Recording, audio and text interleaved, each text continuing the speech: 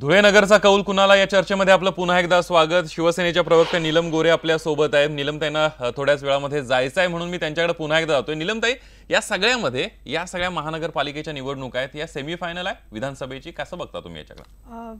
त्या जिल्ह्यांमधल्या विधानसभेचा कौल काही प्रमाणात त्याच्यातून मिळू शकतो असं मला वाटतं, परंतु शेवटी विधानसभेची जी गणितं आहेत ती फार अजून वेगळ्या प्रकारची असतात। तिथला उमेदवार, तिथले प्रश्न, याचबरोबर अँटी इन्कम्बन्सी त्या पक्षाची, तिथल्या स्थानिक म्हणजे राज्यातल्या आणि केंद्रातल्या पक्षाची, आणि त्याचबरोबर काही वेळेला त्या ठिकाणच्या उमेदवाराची सुद्धा असते। म्हणजे पराभूत झाला असेल तरी काही वेळेला अँटी इन्कम्बन्सी असू शकते।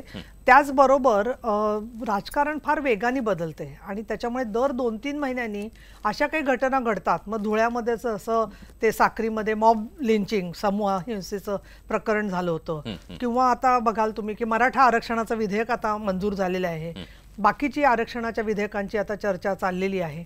त्या पार्श्वभूमीवरती परत शेतकऱ्यांच्या मध्ये फार मोठ्या प्रमाणात अस्वस्थता आणि उद्रेक आहे, आणि त्याच्यामुळे खूप शेतकऱ्यांना न्याय देणारा किंवा जे बोलतोय तशा पद्धतीने इमान ठेवणाऱ्या अशा उमेदवारांच्या बाजूनी जनता जाईल असं मला एका बाजूला जसं वाटतं, तसं दुसरीकडे जे लाभधारक आहेत काही ना काही योजनांचे किंवा भूमिकांचे, ते खरी काय भूमिका निभावतायत हे सुद्धा विधानसभेला जसं ठरेल तसं लोकसभा आणि विधानसभा जर का समजा एकत्र आली तर पूर्णपणाने बदल काही बाबतीमध्ये म्हणजे काही अंशी सेमीफायनल म्हणायला वावगं ठरणार नाही।